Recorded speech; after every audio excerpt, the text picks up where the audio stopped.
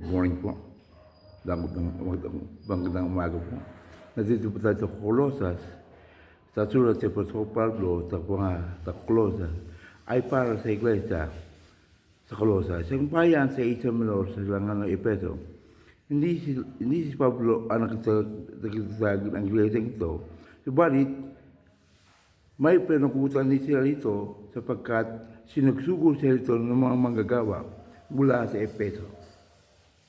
Ang kapitulo ng Roma sa Asia, nalaman niya na may huwad na guro sa iglesia roon.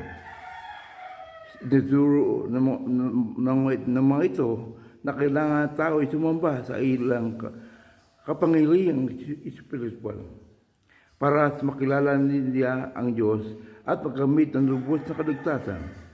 Itinuro pa nila dapat pailalim ang tao sa mga tanging sexual gaya ng pagtutuli at buong higpit na sundin ang matutunin tungkol sa pagkain at iba pang bagay.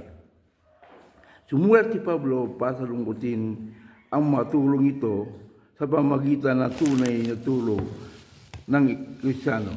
Ito ang buod ng kanyang sulat. Si Jesucristo lamang ang makapagbigay ng lubos na kaligtasan. Ang ibang paniniwala at mga litunin ay naglalayo ng mga mananampalataya sa Kanya. Sa pamagitan ni Kristo, nilalang ng Diyos ang sanlibutan. Ang tanging paraan para maligtas ay pakipag-isa kay Kristo. Iniisa-isa niya ang kahulugan ng dakilang tulong ito para sa mga mananampalataya.